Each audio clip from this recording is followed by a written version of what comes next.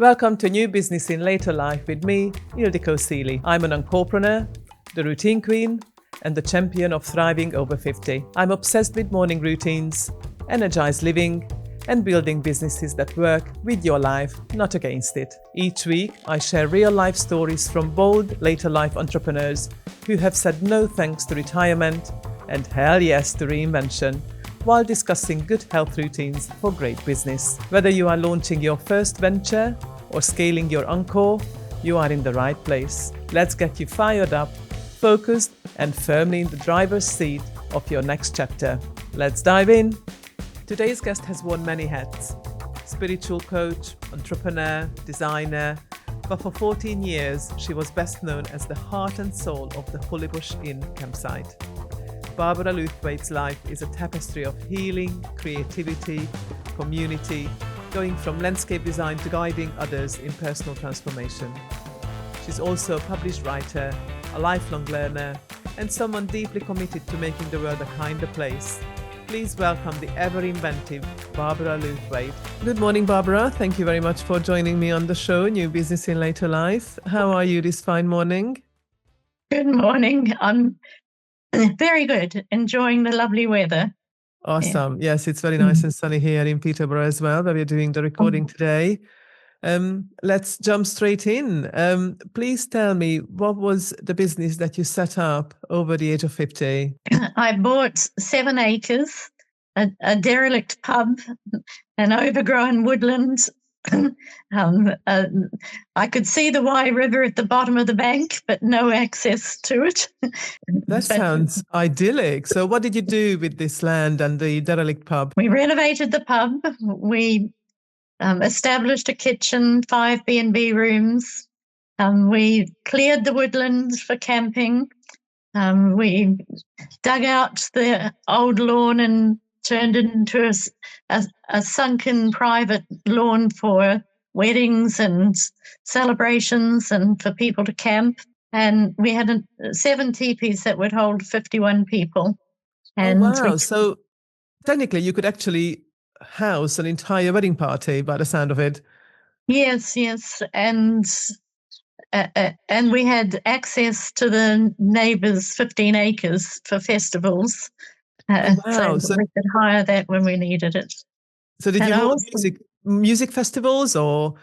Yes. The Big Green Festival, they came at short notice one year, flowed like clockwork when it could have been complete chaos. But I also, by the kind of coincidence and grace that follows me around, I was watching all the canoes going past down the river and counting how much money whoever was launching them was making. And none of the people that had invested in my business were prepared to buy canoes. Why not? They thought of a million security or safety problems that could arise. But then this beautiful woman, she was like a figurehead on a ship.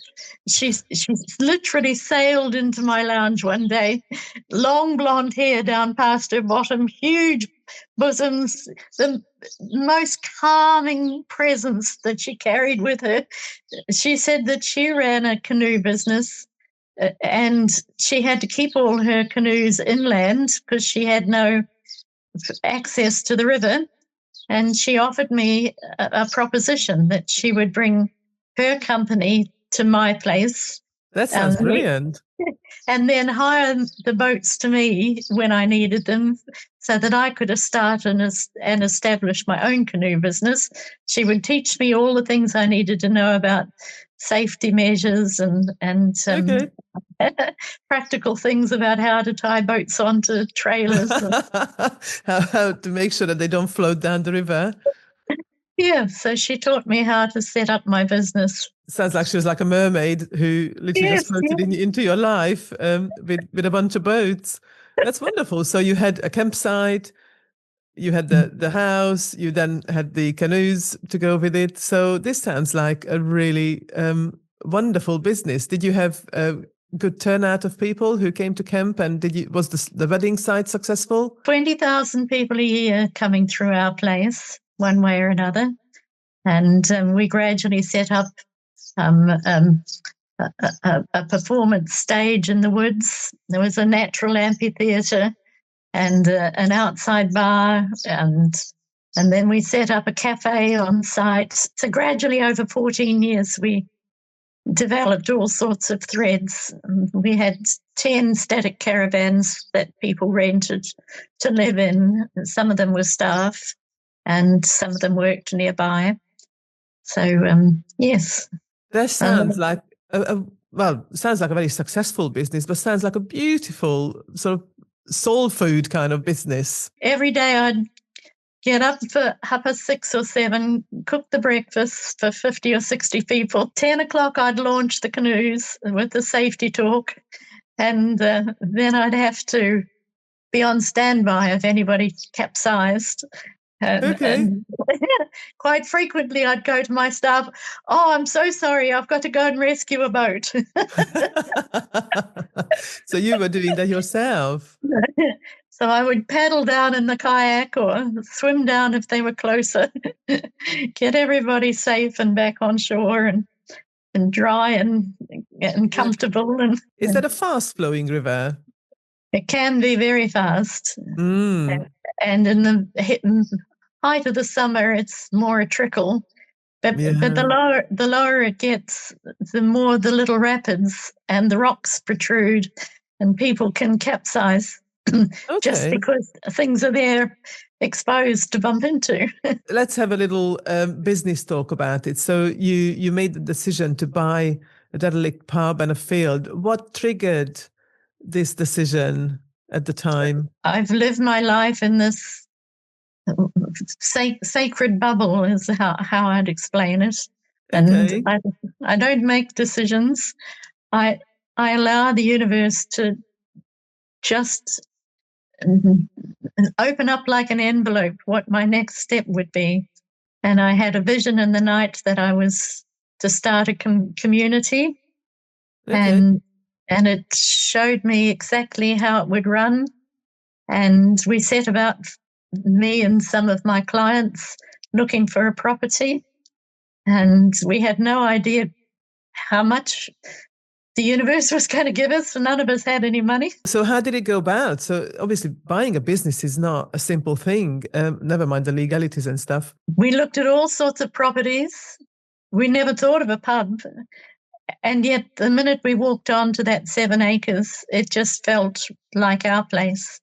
And the sellers were keen to have people buy it that protected the wildlife and nature and supported their ethos. 3 days later, when I realized that we couldn't raise the funds ourselves, a lady who had been in one of my courses a year before, who knew nothing about our search for land or a community, she just knocked on our door in teeming rain in a November evening. Oh, wow. After dark, 6 o'clock at night, it was pitch dark. And she had driven across from Grimsby to Stourbridge. And she just burst in, didn't even take her wet coat off. She said, I can't get over the feeling that you need money for something. Oh, wow. So she set up the mortgage and oh, wonderful. So how many of you went into business? 7 of us initially. That's a lovely number. Seven is a very good number, isn't it? Although some would say that 7 is way too many for a partnership. But how did you all cope with that? 2 of them left after 3 months.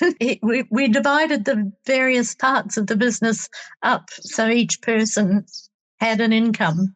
And Chris had the campsite and we were putting money into his account every week. And he was going, I'm finding myself in Europe. He never turned up. After 11 months, we decided we'd pull the plug on that. And he came back real quick, but he wouldn't accept that he needed to stay and look after his part of his business. What was his part of the business? At the campsite. We let him the have campsite the itself. Which bit did you manage? I was the spiritual advisor. I didn't have any financial interest. Okay. But the universe is ironic quite often. So as each person left, we had to manufacture an income for me so that I could buy each person's shares. Oh, Because wow. companies can't buy shares. So I ended up, after 3 years, owning the whole lot. So, Oh, wow. So after the 3 years where you literally left on your own, I found employing people much easier. that's a really interesting point, actually. What's the benefit of owning your own company and employing people, and in comparison to having a partnership and then dealing with technically your peers, so people who are who've got the same level of interest and investment in the business. Okay, go talk a little bit more about that, please. I found that the partnership didn't have an understanding of actual work on the ground, and some people's ideas were unrealistic. Okay. We had one lady who, the lady that provided the funds, she was an elderly lady who had never interacted with men. And each time some man spoke to her in the pub, she'd rush into the kitchen going, "A man spoke to me." Oh, bless her. Oh, my goodness. A lady in the locality was a silver service server, and she'd come along to help. And this this other young woman was completely put out that her job was to wash the dishes. We couldn't risk her being out in the public because she would drop things Oh, my God. and then she'd get carried away talking to someone and forget to come back to serve anything. So yeah, customer service might have been top of her agenda, but in a different kind of way. But yeah, somebody with a silver service background, my goodness, serving at a campsite is a very, very different kind of environment. We had an incredibly skilled chef who produced beautiful food. She'd worked in the past in private mansions, and people came from miles away for her food. Oh, wow. And we bought the pub in January, and everyone told us that our one chance to make money for the year would be the May Hay Book Festival, what we aimed for. And that's when the silver service person came and offered help. And she was a godsend. We were just inundated with people everywhere. So my dad taught me that there's a market, let's say, and there's loads and loads of market stalls. People would wander around, but people would always buy food and drink. The one thing that people always spend on is their tummy. She was one of the partners. She was the only partner who had her feet on the ground who could be a partner to me. Okay. She stayed for 3 years until she fell in love and went off with Mr. Right. Oh, bless her. What did you do after? How can you replace someone like that? Well, one godsend was that whenever she had time off, she'd taught me her recipes. So apart from steak, I was not allowed to cook a steak. She thought that was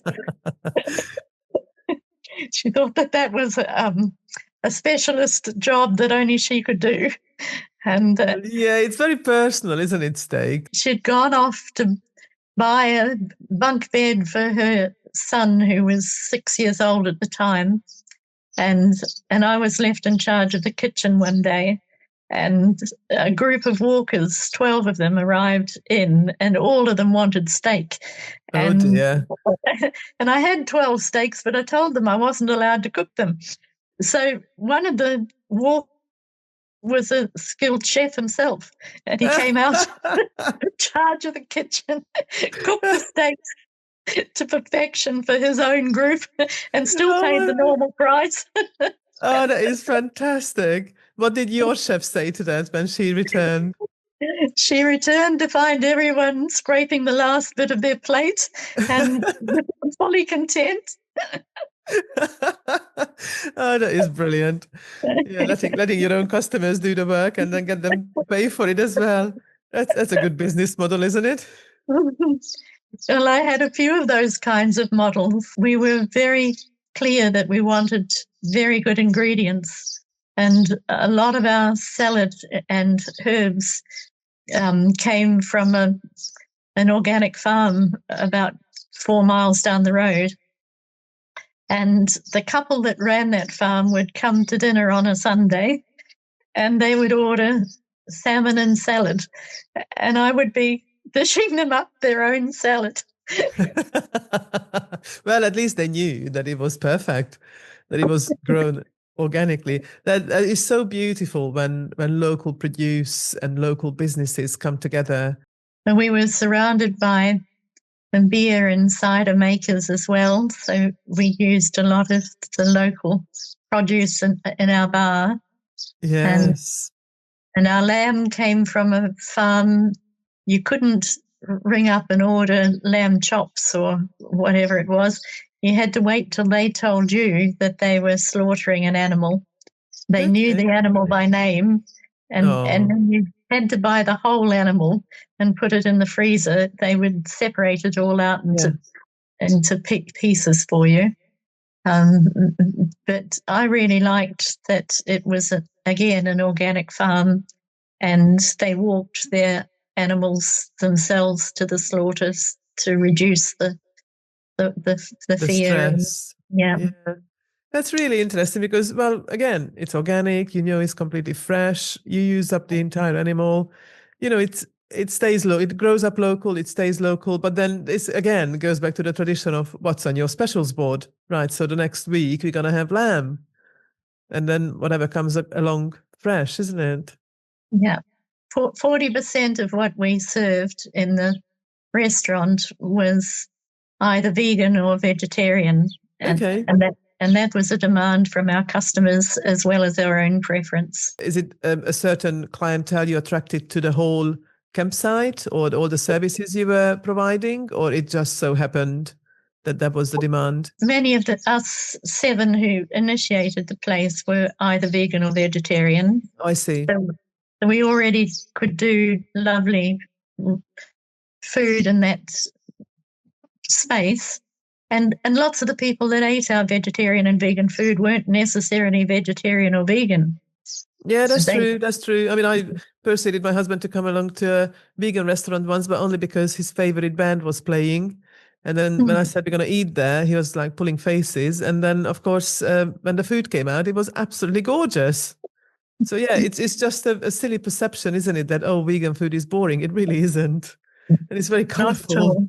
Just because it's vegetables, it's plant-based, it can still be really quite interesting and flavorsome. And as we grew the business, I would employ chefs during the summer season and do the cooking myself in the winter. And then later on, I built a cafe on site and leased the pub to 2 Nepalese men. One was a very good chef, Nepalese chef. And but they wouldn't do any British style food. Yeah. My goodness, I love Nepalese food. He had come from a food van, and people would come 50 miles for his food already before ever he came. Yeah, he had a reputation that came with him. So you clearly attracted really good staff into this campsite and surrounding businesses. That sounds wonderful. So did you mention that you run it for 14 years? Yes. So what were the, before we jump too far ahead, what were the best and the worst things, the hardest and the easiest things in setting up this business? It was trial by fire. One of the Achilles' heels, I suppose, that dogged me throughout the 14 years. We set it up as in that framework of being a community and offering that loving space and respect for nature, respect for each other. And in the spirit of that, word soon got around that we would employ anyone, whether they had skills or not. Were you doing that? We converted any profit back into providing projects that would keep the availability of some work for someone to do. Okay. So we weren't there to make money for ourselves. We were there to make money so that we could expand our charitable work, I suppose. Sorry, were you set up as a community interest company or a charity or a We standard? decided not to set ourselves up as a charity, even though we thought of ourselves as a charity, because there are so many limitations to the money that we can make. So we were a limited company. Oh, okay. And then within that, you did the charitable kind of work as well. And not just for the people that arrived at our doors needing something. We felt that everyone who paid for a campsite or hired a canoe or drank at our bar, came to our music evening, we felt that we were creating an example of how to live in love and mutual respect for each other and for nature. And people went away. I'd feel like Den Mother. Everyone would want a hug on arrival and a hug on leaving. People would be swapping addresses and phone numbers so that they could arrange to meet again on the same campsite on the same date next year. And we were creating community, and we believed that, I still believe that people are happiest in high energy. So we celebrated laughter, music, swimming, campfires. Yeah, this takes me back to my teenage years when we used to go on school holidays. And this one particular one, I think we were about 16. We went up to in northeast Hungary. There are some mountainous areas, and these buildings, well, these places are called like a keyed house. So that's the only way I can translate it, really. But basically, it's just two big dormitories of like 12 bunk beds in each, and then a smaller room for the teachers, and then another room with a kitchen. And there was this huge campfire, and there were like 24 of us or something, 25 of us. And we could all sit around the campfire because it was so big. And we would go out during the day to collect firewood. And then, of course, somehow we would cook some food. I can't actually remember how we did that, but we would then sit around and sing old folk songs and talk to each other and just have a bit of fun around the fire. It really, your little story, it takes me back to that memory very, very much so. Yeah. So, and sometimes there was a problem. Some people with a bit of drink in them wouldn't want to be quiet and let other people who wanted to sleep or had children. So initially, I would go around appealing to people's better nature and getting nowhere, spending half my night getting up and going back to sleep and getting up. So I hardly got any rest at all. Did you ever have to resort to like chucking a bucket of cold water over someone to calm them down? I had a boyfriend at the time, and that's exactly what he did. But one night he followed me out and he had the bucket of water, and I didn't realize he was right behind me, and he chucked the water on the fire and there was dead silence. Oh, on the fire, so not on somebody. I'll give you 10 minutes to calm down. If I need to come back, there'll be a bucket of water on your fire. And Facebook, Google, and I can't remember the name of it's TripAdvisor, this terrible TripAdvisor. I got the reputation of being an ogre that spoiled people's evening. But we really literally only did it that once, and the rest of the time we never had to do it again. Oh, well. It was like, closing time, bucket of water on the fire. Oh, well, it's all part of it. I had no problem with people sitting quietly and strumming a guitar or singing quietly, or they could stay up as long as they liked. But plugging in loud machines to their car radio system or shouting and yelling, or that doesn't really fit in with the "let's be one with nature" kind of theme of the campsite. By the sound of it, no, not at all. It was only ever 1% of people that caused problems. Yeah. But when they caused problems, I'd have a lineup of people the next morning wanting their money back because they couldn't sleep. Or that That's pretty awful, isn't it, when one person can cause so much chaos, and then they would be the one who would be leaving the bad review as well, wouldn't they? Because, I wasn't allowed to listen to my loud music. I remember confiscating someone's music one night, and and they were knocking on the pub door about 3 a.m. We want our thing back. I said, "You'll get it in the morning." Yeah, especially 3 o'clock in the morning. Yes, absolutely. So what were the best things about running the campsite? The transformation in the people that came to us. We never asked, "Why are you coming?" And sometimes we didn't know. But we had so many examples of people who turned their lives around. And one young man, he was a heroin addict, and his father came on a busy Saturday afternoon, brought him, and his father with a tent and a bag, and they managed to push their way through the crowd of people waiting for their drinks. And he got me aside. He said, "I don't know what to do with my son, but I hear you do good work with people." And he just went away, left his drugged out son and his tent and his bag. Oh my word. I marched him down to the rehab place in Brecon and booked him in and got him on a program. And gradually he came around to asking if he could do some work, and I got him working in the kitchen as the kitchen porter.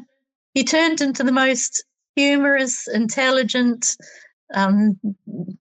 just very, very pleasant company young man over the 3 years that he was with me.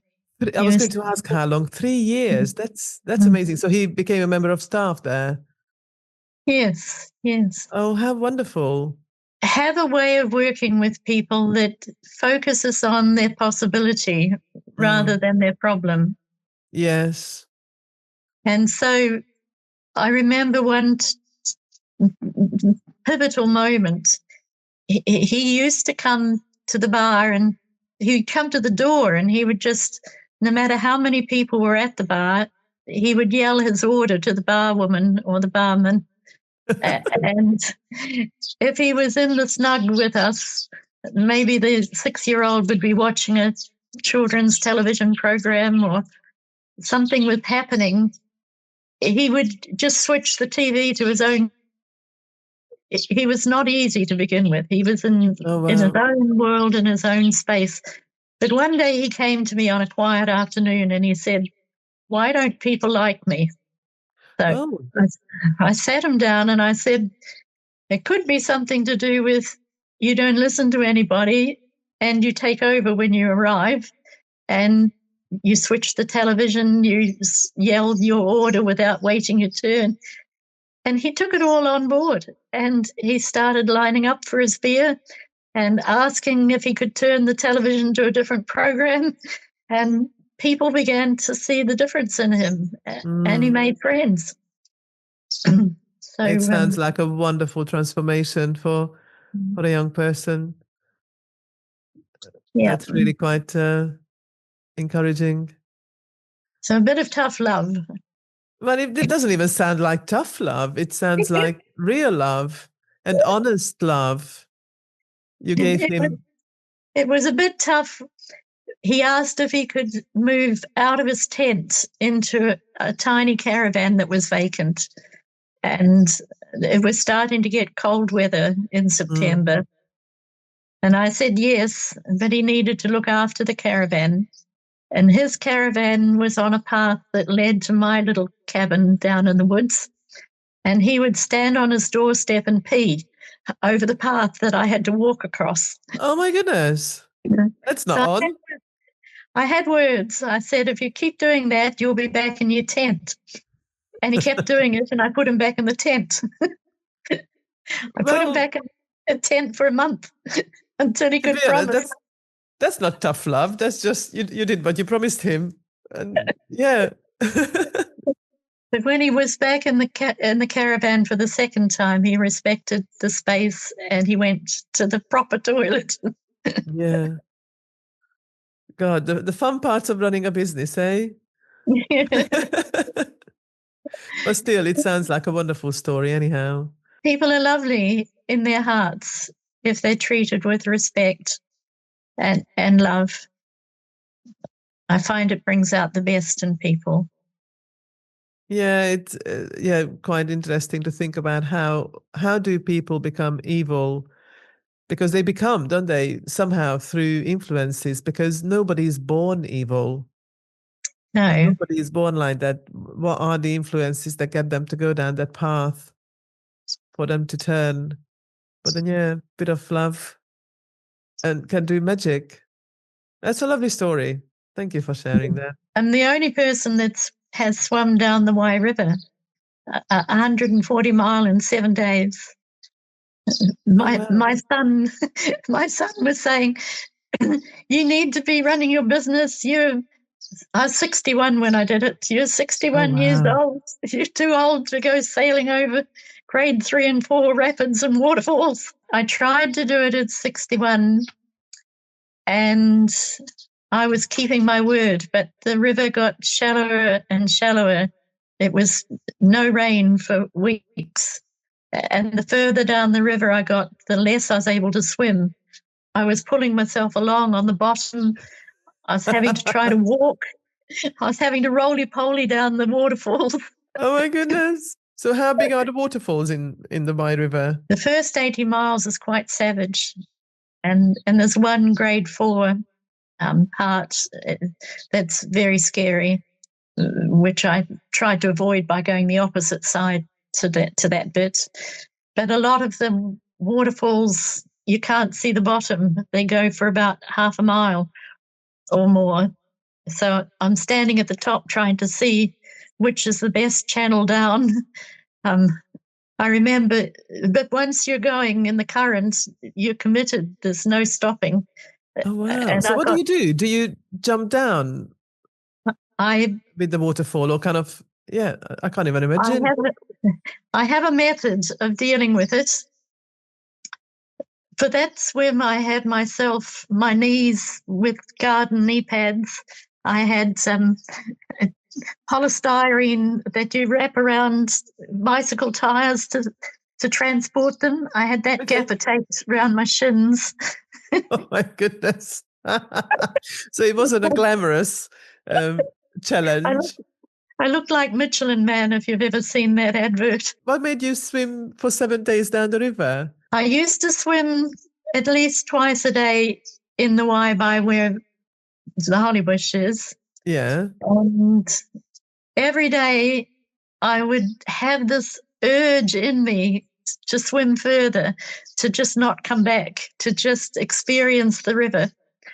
It just grew in me, the urge to experience that stillness, that being part of the flow, that nature, and absorbing it all.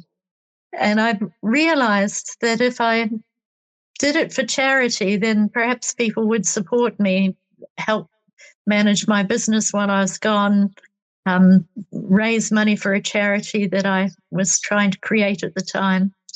And so it evolved. Okay. And building up to it, I swam lots of different places, small chunks for an hour or two at a time, just to experience each part of it to see if I could do it or not. Okay. Did a little bit of research by the sound of it then, yes. But that first attempt, I only got 70 miles in 7 days. The river was too shallow and I had to give up, and I was exhausted. Okay. Somebody told me later that the gravity is pushing you, the lower the water level, it's pushing you into the ground more than the water flow is taking you along. Well, of course, but if there's plenty of water and the river is flowing, then you kind of go with it anyway. And then what did you do? Did you try again the next year? A bit earlier in the year, perhaps? My partner died shortly after that. And so it was 2 years before I tried again. Okay. And I planned to do it when it was in flood so that I would take advantage of the current flowing. Yes. And I let all the people whose homes were on the riverbank know not to panic if they saw someone hurtling down the river. So the ambulance service didn't receive a lot of calls. And of course, the waterfalls and rapids are much fiercer when the Yes, water's of course. up. So it's a kind of 6 of one and half a dozen of the other. You're increasing your risk, especially for the first 80 miles. It sounds like that the first time you tried it was the worst condition because the water was too low. And then the second time it was the worst condition because it was too high. Did you by any chance go for the third time when it was kind of optimal? The second time I achieved it. Okay. And another man who was a superb swimmer compared to me, but he'd never swum in rapids or waterfalls. So he tried the first day and he gave up. And Oh, he wow. met me further down the river. He missed out the first 80 miles, and then he swam the last 40 miles with me. But Okay. it was nice to have company, and he kept me going when I was tiring at the end of the day. And he dealt with all the people, publicity at the end of each day, and people wanting to meet us everywhere. And we raised £2,000 for the blind school in Hereford. So, yeah. I was going to say, did you achieve what you wanted to achieve in terms of getting support for the campsite, for the business? We weren't planning to do that. That wasn't. But I assume that you received plenty of publicity, so perhaps that helped. Yeah, I hadn't thought of that, but yes, that probably helped. One thing it did do was set me apart as an expert in wild swimming, and I had people from, for instance, a women's swimming group in Reading used to come each year, and each year I would take them into a situation where the rapids were a little bit more challenging and up the ante for them. And I had a group of young men, students, who thought that they were super gung-ho. And so I would challenge them to a bit of wild river swimming. Out of their comfort zone. Okay. How did they take it? And they treated it with respect, because they realized that it was a dangerous thing that they were doing quite often, and they were in my safe hands, and I wouldn't push them beyond their capability. But I enjoyed both ends of the spectrum, helping beginners and helping the ones that were more skilled to push themselves a bit further. It was really nice. Sounds like you've done a lot of, well, actually, all of the spiritual, physical support for people who came through your life via the campsite. That swim was a spiritual journey for myself. It was placing myself in trust in the flow of the river, a metaphor for life, I suppose. Yes. In that if I allowed the river to take me, I was safe. The minute that I seized up or tried to look what was coming or felt the fear, I would bump into rocks. I can totally associate with that. Yeah, funny. Not too long ago, I sort of applied this metaphor to myself through listening to something or someone at the time. That, yeah, be a bit more like a river. The water flows over and around rocks and around bends, and be flexible. Just the experience of being part of a river, each little tributary coming in and building the flow, seeing the nature and wildlife. We had moments of pathos. A little duckling we encouraged, it was squawking, and we realized it had lost its mum, and the river was flowing very fast, and we kept encouraging it to come with us. We had a water boy at every bridge. It's amazing how much water you take through your body when you're when you're in cold water. So we needed to hydrate regularly. And we sang to this little duckling, come along, the water boy will look after you when we get to the next bridge. And we had the bridge in sight, and we were swimming on our backs, looking backwards at the duckling. And we saw the seagull come swooping down, pick the duckling up, and we could hear it squawking into the distance. But yes, I suppose there was an amount of heartbreak seeing that little duckling being hunted There were down. moments of humor and joy as well. We were swimming through a kind of a cove with a little beach, and there were Canada geese babies on the beach, and this baby lamb was trying to interact. It was bouncing around, trying to get these goslings to play with it. They were trying to hide behind their mother. They didn't get the idea at all. And it was hilarious to watch that few minutes of this lamb determined to make them play with him. Oh, wow.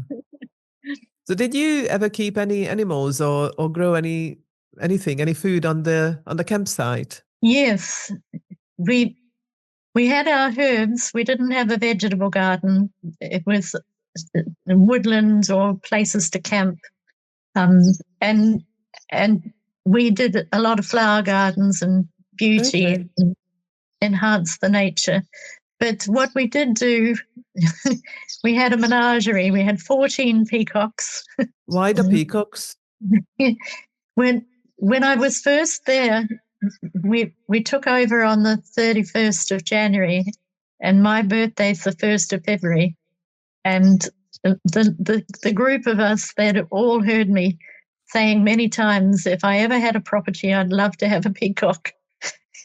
Did they all buy you one? They sent my boyfriend at the time to the bird fair, and he came back with a peacock. But how did you end up with many? He needed a wife. He was annoying the whole neighborhood. Every day he'd march off, and I'd get phone calls saying, he's in our yard, he's eating our petunias, he's sitting on our Mercedes Benz, come and get him. Joys of life. And then after he had a wife, he calmed down. After he had a wife, he stayed at home, yeah. Oh. If all men were so disciplined, eh? When Nigel died, we had 8 pet lambs that all come off his farm. They'd all been suffering from pneumonia. The snow fell that year from November through till the end of April, was thick snow right into the car park. And so it was like a comfort to have those 8 cuddly, warm bodies to feed every 4 hours or so. They all needed their bottles. We had chickens and our own eggs. But there is a law which says unless the egg has a proper stamp on it, you can't use it in a commercial kitchen. So we couldn't use it. I was actually going to ask earlier, but then we just sort of carried on that when you cooked for 50 people, that's an awful lot of eggs to cook for breakfast. So what did you do with your eggs? We sold them to people that knew that they were organic, our own eggs. We could do that, and we used them privately, personally for ourselves. So they at least didn't go to waste. Oh gosh, no. It just became we had mama pig. We had a cooney pig. One year we had 8. It turned into 7 because one died. Mallard ducklings that had been abandoned by their parents, and they came back year after year to breed in our stream and come up to say hello. But they were beautiful. Told me they'd die, we wouldn't be able to keep them alive, but we did. Yeah. There you go. And the care and attention worked. Yes. So what happened to the business then? Nigel died 4 years before I sold it. And I suppose I didn't have the heart to keep the pub going. Serving people, listening to their drunken dribble didn't excite me anymore.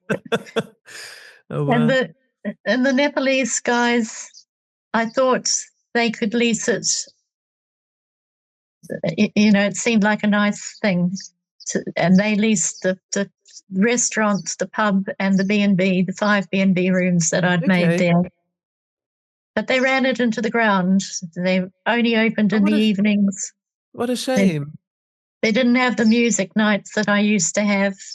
They didn't cater for the variety of food, so I opened a cafe on site instead, and an outside bar so that we could keep the music down on the campsite. And I seem to have just run out of steam, but I also noticed that the river was becoming more and more polluted, and today it's the most polluted river in Britain. From the chicken farm. That's really, really sad. Fishermen were getting more and more obstreperous, taking photos of canoes going down, stopping on the banks to picnic or anything like that. They were getting quite militant. The whole atmosphere was changing. That's really strange. When we first went there, we were the only campsite with enough space. We could expand into the farm next door.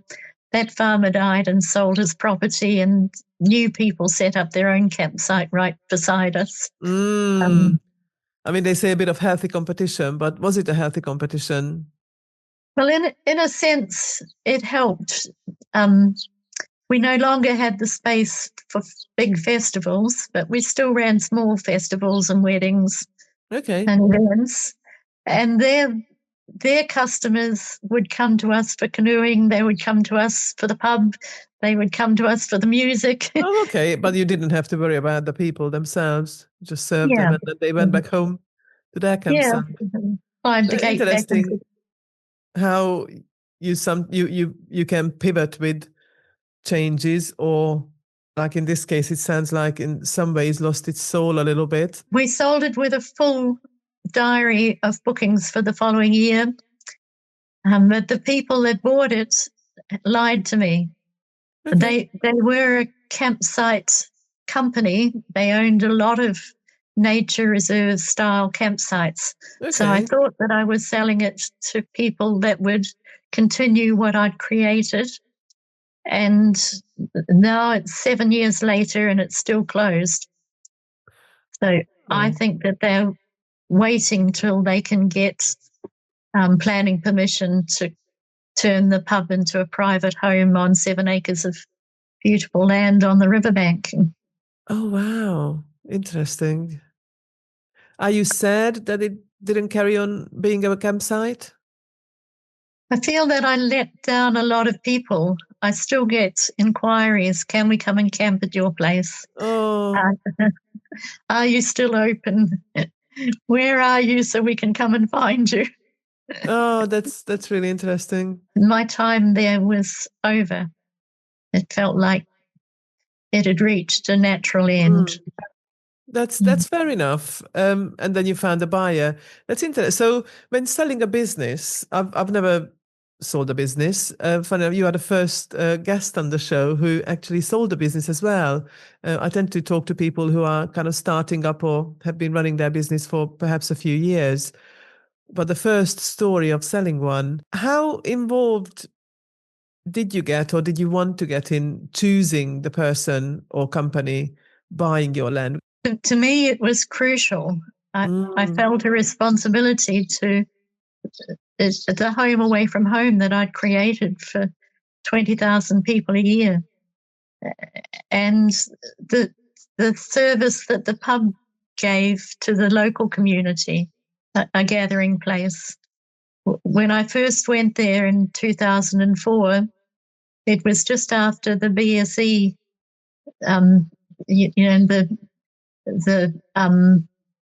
all the cattle being killed off and burnt, and huge piles, and farmers were not speaking to one another. Some of them thought people had passed the disease on to them. Some thought that they'd just destroyed their cattle in order to get the big compensation money. There was a lot of mistrust and anxiety in the community. And our place became a hub for farmers reconciling, shaking hands, putting the past behind them, having a joke and a laugh, listening to some music, regaining that sense of trust and community. So what happened to the year's worth of bookings that you had? Did they all get cancelled? I don't know what they did. They must have done it again. Yes. I wasn't involved because I didn't realize that was what they were going to do. I normally ask my guests how old they were when they set up their most recent business.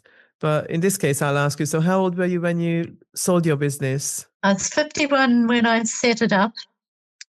So add 14 years to that. Yeah, 65. so 65. And what did you do after selling the business? Did you retire and said, yep, I'm done with business? I turned myself into a project manager because a lot of the work that I'd done at the Hollybush was using my engineering qualifications to renovate the whole space, reimagine the whole space, and develop the 7 acres as well, with bridges and paths and the outside bar and the stage and electricity everywhere and water everywhere. None of that was there when I first came. So I went to London and I renovated flats in London for people that I knew for a few months. Okay. Till I decided I'd had enough of being in a city. Yeah, I kind of decided that at the age of about 30, I think, I had enough of London. So I came to Winchester and set myself up as a landscape gardener, which is also one of my skills. I seem to be able to look at a space and reimagine it in a way that serves the client and nature and creates a harmonious balance that people are thrilled with. That's, again, wonderful. So what's your feeling about this, that you're supposed to be retired? And although, yeah, these conversations are becoming kind of the norm now, and sort of enjoy life and do what you want. But then I suppose it is exactly what you want. What is that, how you look at it? I look at people who have retired and I can't imagine, this is not meant as a criticism. This is just my own personal preference and observation. But I can't imagine living a life of indulgence and being entertained. And I can feel the utter boredom of trying to imagine what to do with each day from that framework. Okay, and that's interesting, yeah. I've created a framework for myself where I imagine a world of love, and I've expanded from that 20,000 people a year to writing and teaching and healing, and I've written curriculums for schools. I've set up charities to help people around the world. The charity that I've most recently set up it's a Centre for Excellent Action, and it has the remit to bring to every sector of society to come from compassion, creativity, love, tolerance, leadership, integrity, joy, and productivity.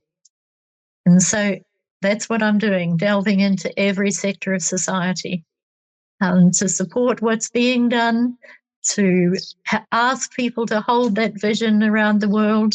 At the moment, I'm writing a document for governments, councils, and individuals to reimagine sewage, water, air, and soil, our relationship to those elements. It's getting out of hand, isn't it, with the amount of chemicals that we are putting into the soil, and it's just not being able to naturally get rid of it. So yeah, the amount of poison we are now eating through everything is really quite alarming, isn't it?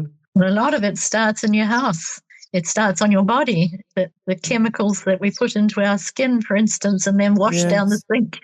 Well, you said you're working with the government now as well to... I'm producing a document which I'll then offer to governments around the world. I see. Yeah, but I am working with several schools, one in Zimbabwe at the moment. Okay. And they started with a very small idea about growing some fruit trees. And then the termites were eating the roots of their fruit trees.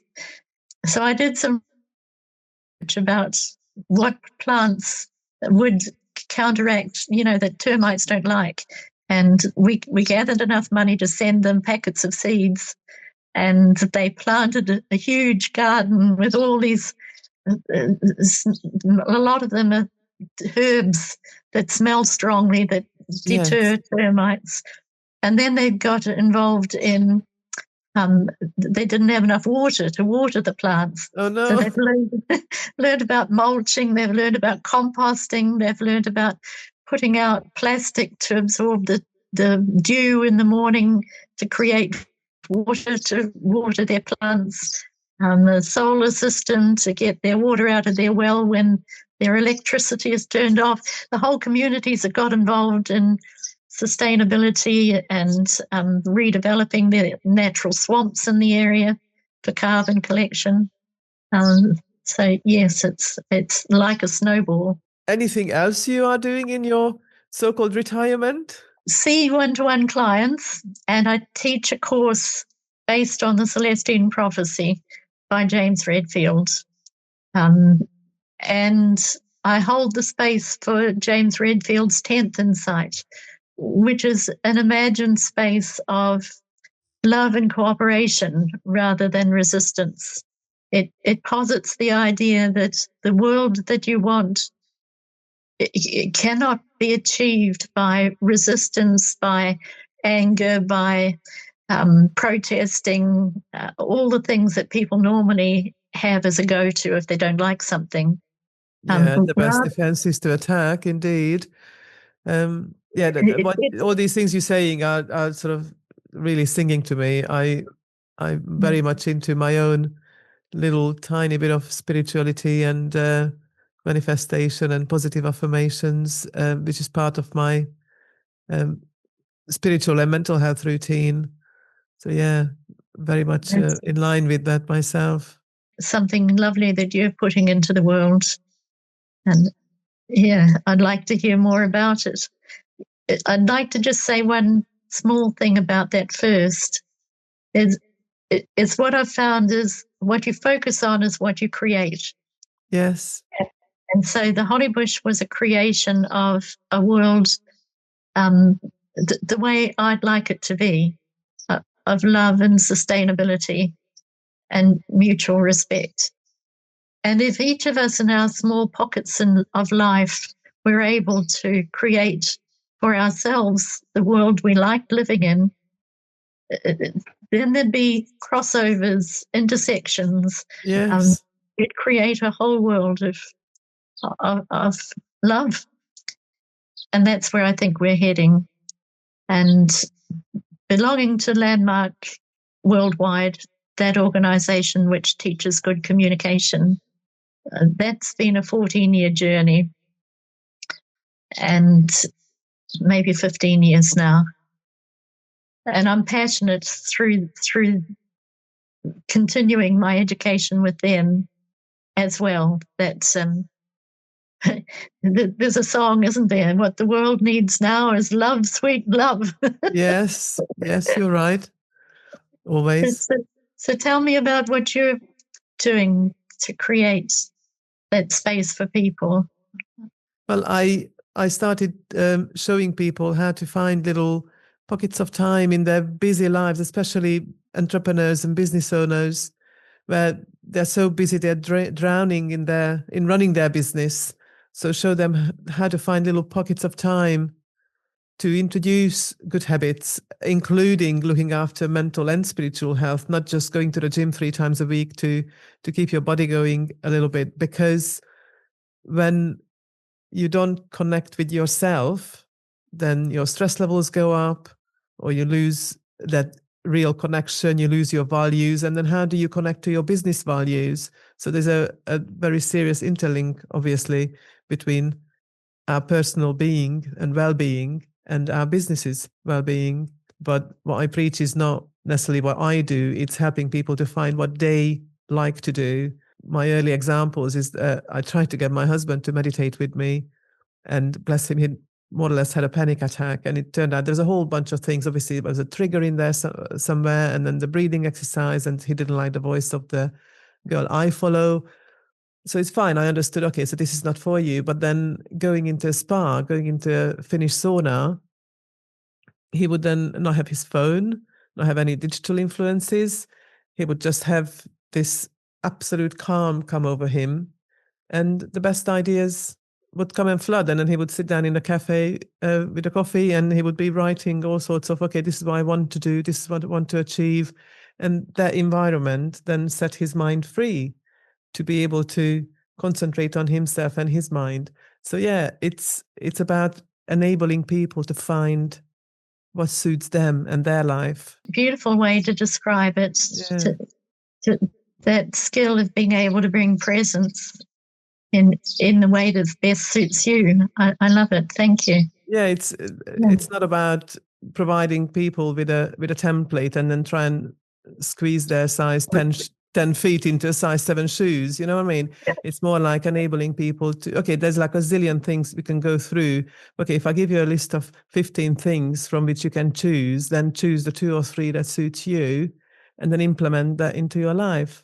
So that's my ethos. I started life as a school teacher, and that in New Zealand was one of the results of the research that was done to show that children, and extrapolating that out into adults, anybody learns best by having those moments of bursts of energy, or exercise, or run around the block, or scream and shout, or whatever is. It's not about pushing yourself to nose to the grindstone more and more.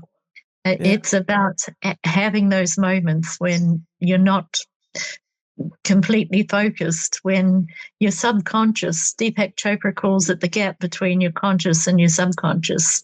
He says, think of the biggest, most ridiculous list, from the sublime to the stupid, and of the solution to a problem, and then release it and do something else while you release it. Yeah. Let it go, and the answer will appear somewhere. Yeah, absolutely. And yeah, when you remove yourself from the problem a little bit and just disconnect a little, then your mind is able to process all of the information and then come up with the result. And it also needs to settle in, doesn't it? And I often find a crossword does it for me. I do a lot of writing articles, and I've had a few published now for the Conference for Global Transformation each year for the last 3 years. And I'm busy writing the one for next year. But when I'm stuck and the words are not coming, I'll buy a newspaper and do the crossword cover to cover, all the Stoku, all the number problems. At the end of that, I might go for a walk or a swim. Yes. When I sit down to my pen and paper, it's just no longer a struggle. The flow just comes. I know what I want to say. Somehow it's been formulated in that letting it go. Yeah, that is actually a very good sort of habit to introduce to one's daily life as well, like especially into a busy business life, is to really respect that no more than 90 minutes should be spent on any task, and get up and go and make a cup of tea or go for a little walk. My thing is that I have a little studio in the back of my garden, and that's where my office is. So when my Fitbit tells me to move at 10 to, which it literally buzzed me 2 minutes ago, Right. I then get up from my desk and walk up and down the garden a few times just to get a bit of movement, a bit of fresh air, just disconnect myself from the computer screen and all of these things and just do a little mini reset. I don't have a Fitbit, but I do have a voice in my head that goes, Barb, you're getting stuck. Move. Go and do something else. Wild swimming is my go-to for most days. You still do that while swimming? I've just moved into the New Forest. I've been in the New Forest off and on for the last few years, and I'm right beside a little stream, which isn't deep enough to swim. But if I lie on my back, I can get some wet, and then I have to lie on my front to get the rest wet. That's your version of one's cold shower. Well, like, people get these cold water containers, whatever they're called. I did say to my husband that one day when we get a sauna, because he wants a sauna, I want to have one of these cold water things, because I do cold shower in the mornings. But yeah, like if you have a sauna, then it would be good to have a cold dip. I love my cold shower. It energizes me beyond belief every morning. It's my favorite activity. I know it sounds a bit weird, but it is my favorite activity. I used to go to a quarry lake when I lived down in Wiltshire, and I'd have to climb under the big sign that said no trespassers.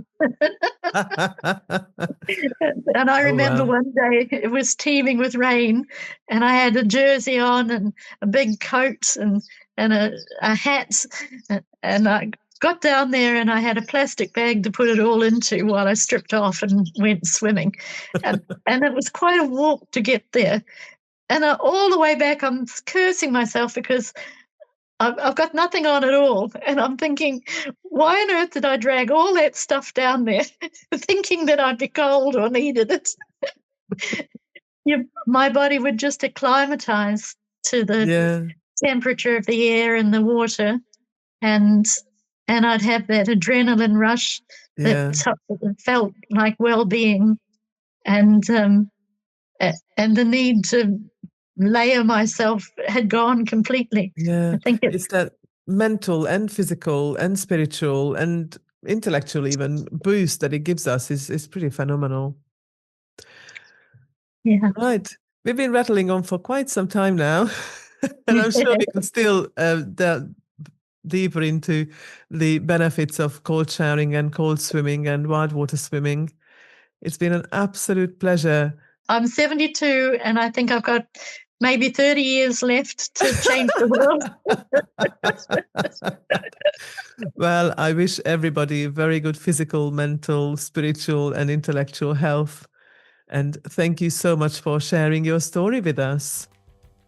Thank you for providing the space and for the lovely work you do to inspire people and create that stillness and inspiration in their business. And thank you. Thank you very much, Barbara. Enjoy the rest of your day. Thank you. You too. Bye-bye for now. Thank you for listening to New Business in Later Life with me, Ildiko Seeley, where we say no to slowing down and yes to starting up. Loved what you've heard? Please share it or screenshot it and tag me on socials. Let's show the world what thriving in later life really looks like, and share with a friend who is ready for their next chapter. Please subscribe so you are always in the loop. And if you are ready to stop running on empty and start running on purpose, come join us. All the links are waiting in the show notes, including my guests' contacts, the Encorepreneurs Club, and a few tools and services I personally use in my business to help you thrive in yours. Until next time, refuel, refocus, reinvent.